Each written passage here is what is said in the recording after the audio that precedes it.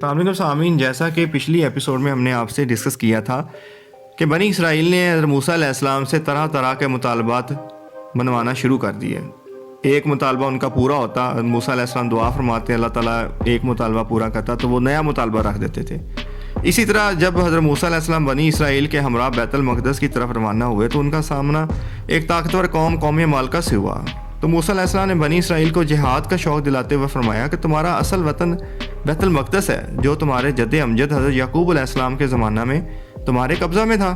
اب وہاں پر قوم مالکہ نے قبضہ کر لیا ہے، لہٰذا تم انہیں وہاں سے نکال کر خود وہاں آباد ہو جاؤ، اور ساتھ ساتھ انہیں کامیابی کی خوشخبری بھی سنائی۔ لیکن بنی اسرائیل نے آپ علیہ السلام کی بات ماننے سے انکار کر دیا، جس پر اللہ تعالیٰ نے ناراض ہو کر ان پر خوف مسلط کر دیا، اور اسی خوف کے سائے میں وہ 40 سال کی طویل مدت کے لیے میدان طیہ میں بھٹکتے رہے۔ وہ ساری رات سفر کرتے، جب صبح ہوتی تو وہ اسی میدان کے اندر ہی پائے جاتے۔ اللہ تعالیٰ نے حضرت موسیٰ علیہ السلام کو خصوصی ملاقات کا شرف اور احکام شریعت دینے کے لیے 40 دنوں کے لیے کوہ طور پر بلایا۔ جب آپ علیہ السلام وہاں پہنچے تو اللہ تعالیٰ نے آپ علیہ السلام سے گفتگو کی۔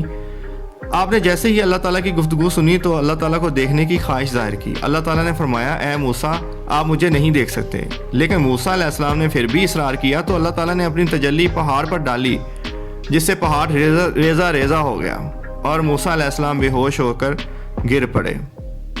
حضرت موسیٰ علیہ السلام کوہ طور پر تشریف لے جاتے ہوئے اپنے بھائی حضرت ہارون علیہ السلام کو اپنا جانشین مقرر کر گئے تھے۔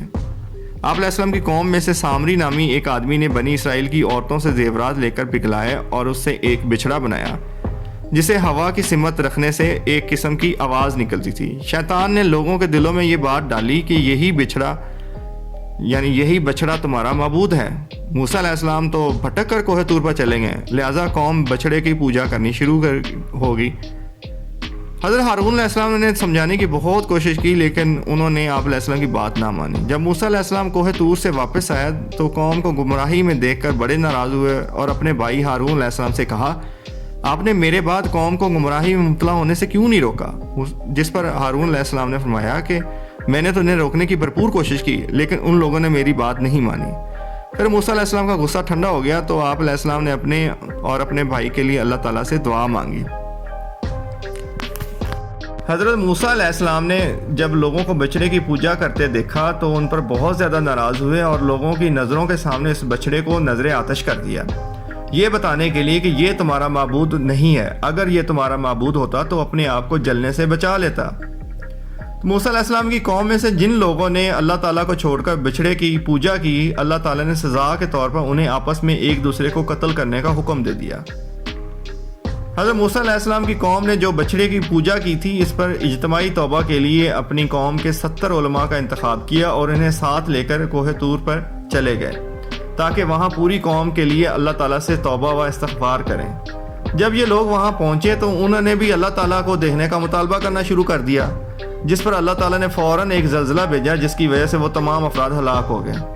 تو حضرت موسیٰ علیہ السلام نے اللہ تعالیٰ سے درخواست کی کہ اے اللہ، اگر آپ نے انہیں ہلاک کر دیا تو میں قوم کو کیا جواب دوں گا؟ ہم میں سے بے سمجھ لوگوں نے جو عمل کیا ہے اس کی سزا ہمیں نہ دیجیے۔ لہٰذا اللہ تعالیٰ نے انہیں دوبارہ زندہ کر دیا اور وہ توبہ کے بعد حفاظت کے ساتھ واپس چلے گئے۔ بنی اسرائیل میں سے ایک مالدار آدمی کو اس کے بھتیجے نے اس لالچ میں قتل کر دیا کہ اسے مالدار کا چھوڑا ہوا مال مل جائے گا۔ اس آدمی کو قتل کرنے کے بعد اس کی لاش کسی اور کے دروازے پر پھینک دی، اور صبح کے وقت وہ بھتیجا روتا پیٹتا آ گیا اور جس کے دروازے پر لاش پڑی تھی ان سے لڑنے لگا۔ یہ معاملہ طول پکڑ گیا۔ آخرکار یہ معاملہ اللہ تعالیٰ کے نبی حضرت موسیٰ علیہ السلام کے پاس لایا گیا تو آپ نے اللہ تعالیٰ سے اس کے حل کے لیے دعا مانگی۔ اللہ تعالیٰ نے بنی اسرائیل کو ایک گائے ذبح کر کے اس کے گوشت کا ٹکڑا اس مقتول کے جسم پر لگانے کا حکم دیا۔ بنی اسرائیل نے اس گائے کے بارے میں کئی سوالات کھڑے کر دیے کہ وہ کس عمر کی ہوگی، کیسی ہوگی، رنگ کیسا ہوگا، کس طرح کی ہوگی۔ جس قدر وہ سوال کرتے گئے اس قدر مشکل میں پھنستے چلے گئے۔ آخرکار انہوں نے بھاری قیمت ادا کر کے اس گائے کو حاصل کر لیا اور اس کو ذبح کر کے اس کے گوشت کا ایک ٹکڑا مقتول کے جسم کو لگایا تو وہ وقتی طور پر زندہ ہو گیا اور اس نے بتا دیا کہ میرا قاتل کون تھا۔ اس طرح ایک مشکل مسئلہ کو اللہ تعالیٰ نے حضرت موسیٰ علیہ السلام کے ذریعے حل کر دیا۔ ایک مرتبہ حضرت موسیٰ علیہ السلام اپنی قوم بنی اسرائیل کو خطبہ ارشاد فرما رہے تھے کہ اسی دوران آپ علیہ السلام سے پوچھا گیا کہ سب سے بڑا عالم دین کون ہے؟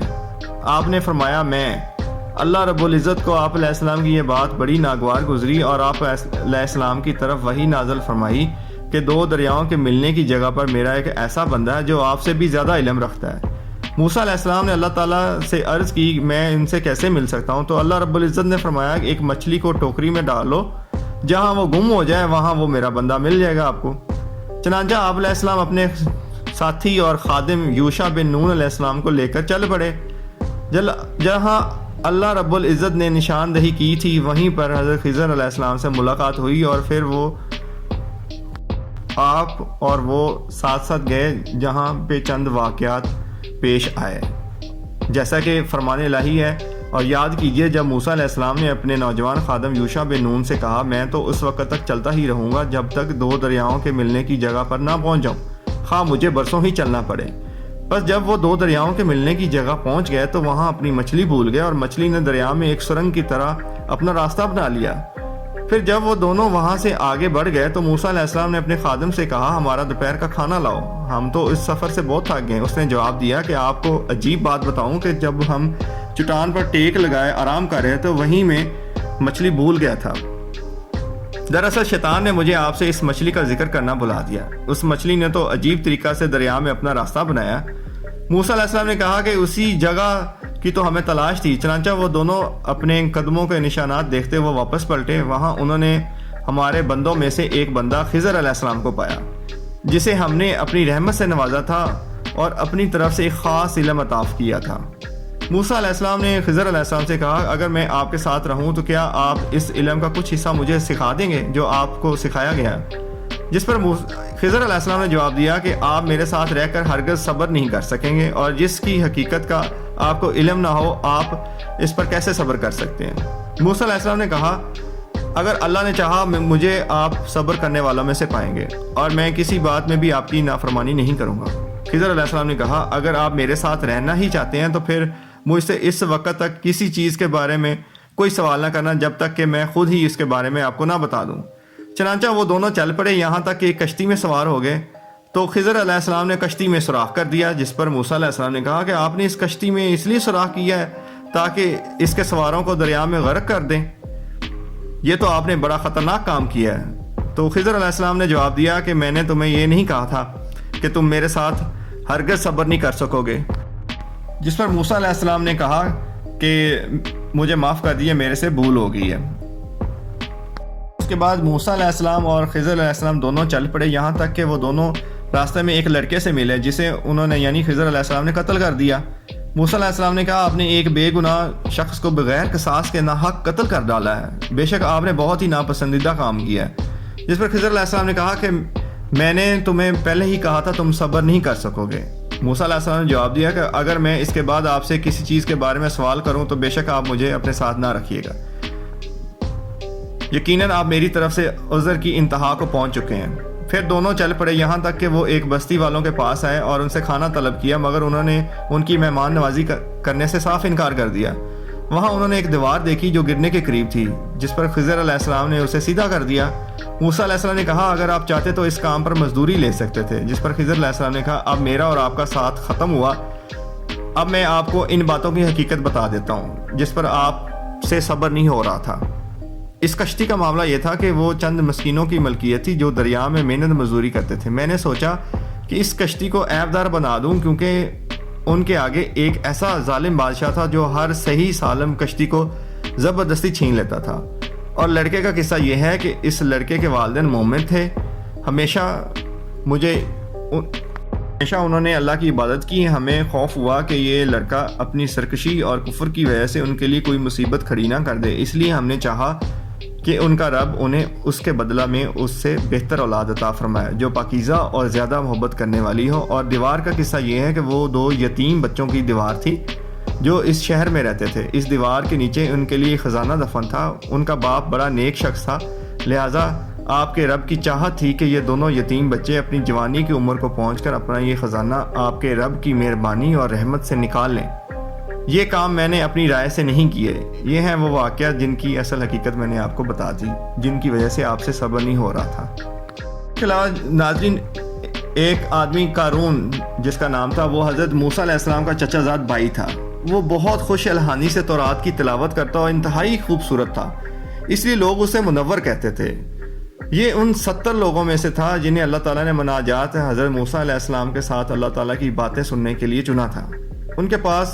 اس کے پاس بہت زیادہ خزانہ تھا، یہاں تک کہ ان خزانوں کی چابیاں طاقتور نوجوانوں کی جماعت بڑی مشکل سے اٹھاتی تھی۔ دولت کے گھمنڈ میں آ کر قارون نے اللہ تعالیٰ کی ناشکری کرنا شروع کر دی اور تکبر کرنے لگا۔ حضرت موسیٰ علیہ السلام نے اسے بہت سمجھانے کی کوشش کی، لیکن آپ علیہ السلام کی واعظ و نصیحت کا اس پر کوئی اثر نہیں ہوا۔ اللہ تعالیٰ کو اس کا غرور اور تکبر ناپسند تھا اور اسی لیے اس کو نشان عبرت بنا دیا۔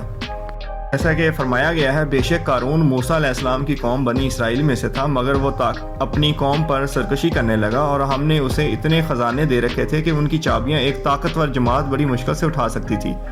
جب اس کی قوم کے لوگوں نے ان سے کہا اتنا مت اتراؤ، بے شک اللہ اترانے والوں کو پسند نہیں فرماتا، اور اللہ نے جو مال و دولت تجھے دے رکھا ہے اس سے آخرت کا گھر بنانے کی فکر کرو، اور دنیا میں سے اپنا حصہ مت بھولو، اور لوگوں سے ایسے ہی احسان کرو جیسے اللہ تعالیٰ نے تم پر احسان کیا ہے، اور زمین میں فساد پھیلانے کی کوشش نہ کرو، بے شک اللہ فساد پھیلانے والوں کو پسند نہیں کرتا۔ قارون نے جواب دیا، یہ جو کچھ میرے پاس ہے مجھے میرے علم کی بدولت ملا ہے۔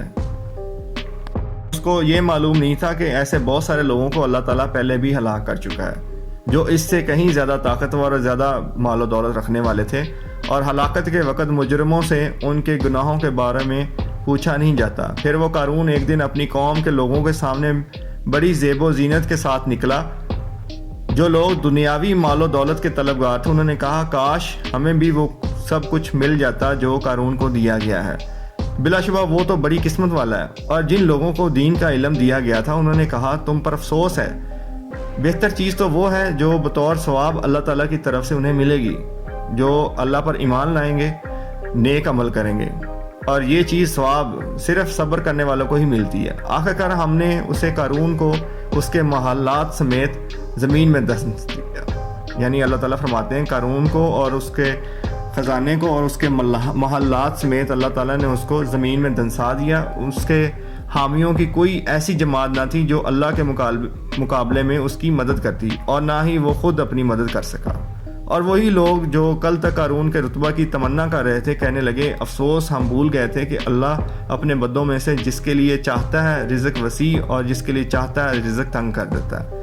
اگر اللہ نے ہم پر احسان نہ کیا ہوتا تو ہم بھی یقیناً زمین میں دھنس جاتے۔ اللہ تعالیٰ نے حضرت موسیٰ علیہ السلام کو بہت سے معجزات سے نوازا اور انہیں بلند مقام و مرتبہ عطا فرمایا۔ اللہ تعالیٰ نے انہیں خود سے ہم کلام ہونے کا شرف بخشا، اور بنی اسرائیل نے ان پر جو الزامات لگائے ان سے انہیں بری و ذمہ قرار دے دیا، یعنی ان الزامات سے اللہ تعالیٰ نے ان کو بری قرار دیا۔ اللہ تعالیٰ کے پیغمبر حضرت موسیٰ علیہ السلام بڑی ہی شرم و حیا والے تھے، بدن ڈھانپ کر رکھنے والے تھے۔ بنی اسرائیل کے بعض لوگوں نے ان کو بہت زیادہ ستایا اور کہنے لگے موسیٰ علیہ السلام جو اس قدر اپنا بدن چھپاتے ہیں ان میں ضرور کوئی نہ کوئی عیب ہے، یا تو برس یعنی کوڑ وغیرہ، یا فتق فوتے بڑھ جانا، یا کوئی اور بیماری ہے۔ اور اللہ تعالیٰ نے یہ ارادہ کیا کہ حضرت موسیٰ علیہ السلام کا بے عیب ہونا ظاہر کیا جائے، لہٰذا ایک دن حضرت موسیٰ علیہ السلام اکیلے نہانے کے لیے گئے۔ انہوں نے اپنے کپڑے اتار کر ایک پتھر پر رکھ دیا اور نہانا شروع کر دیا۔ جب نہا چکے اور پتھر پر سے کپڑے لینے لگے تو پتھر بقدرت الہی ان کے کپڑے لے کر بھاگا۔ حضرت موسیٰ علیہ السلام نے اپنا عصا پکڑا اور کہنے لگے اے پتھر میرے کپڑے رکھ دو۔ وہ پتھر رکا ہی نہیں۔ بنی اسرائیل کے لوگ جہاں کھڑے تھے وہاں پر پتھر جا کر رکا۔ انہوں نے حضرت موسیٰ علیہ السلام کو برہنہ دیکھ کر کہا حضرت موسیٰ علیہ السلام تو اللہ تعالیٰ کی مخلوق میں بہت ہی اچھے ہیں، اور ہم ان پر جو عیب لگاتے تھے وہ ان سے پاک و صاف ہیں۔ جب قوم مطمئن ہوگی تو موسیٰ علیہ السلام نے اپنے کپڑے لے کر پہنے اور پتھر کو اپنی لاٹھی سے مارنا شروع کر دیا۔ اللہ کی قسم پتھر میں ان کی مار کے نشانات پڑ گئے تھے۔ جب حضرت موسیٰ علیہ السلام کی موت کا وقت قریب آیا تو ملک الموت یعنی موت کا فرشتہ حضرت موسیٰ علیہ السلام کی طرف آئے تو حضرت موسیٰ علیہ السلام نے انہیں تھپڑ مار دیا۔ وہ واپس اللہ تعالیٰ کے پاس گئے اور عرض کی اے اللہ پاک آپ نے مجھے اپنے ایک ایسے بندے کی طرف بھیجا ہے جو مرنا ہی نہیں چاہتا۔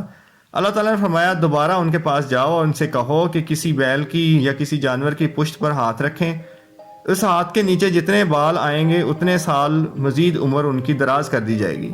ملک الموت نے آپ علیہ السلام کو اللہ تعالیٰ کا یہ پیغام پہنچایا تو آپ نے عرض کیا اے میرے رب اس کے بعد کیا ہوگا؟ اللہ تعالیٰ نے فرمایا پھر موت آ جائے گی۔ تو موسیٰ علیہ السلام نے عرض کیا کہ اگر پھر بھی موت ہی آنی ہے تو پھر ابھی موت کا حکم قبول ہے۔ پھر آپ علیہ السلام نے اللہ تعالیٰ سے درخواست کی کہ مجھے ارض مقدس یعنی بیت المقدس کی سرزمین کے اتنا قریب کر دیجئے جتنی دور پتھر پھینکا جا سکتا ہے۔ اللہ تعالیٰ نے آپ علیہ السلام کی یہ دعا قبول فرمائی اور آپ علیہ السلام کو ارض مقدس کے قریب پہنچا دیا۔ تو ناظرین، یہ تھا حضرت موسیٰ علیہ السلام کا مکمل واقعہ، یہ تھی آج کی لاسٹ ایپیسوڈ۔ مزید واقعہ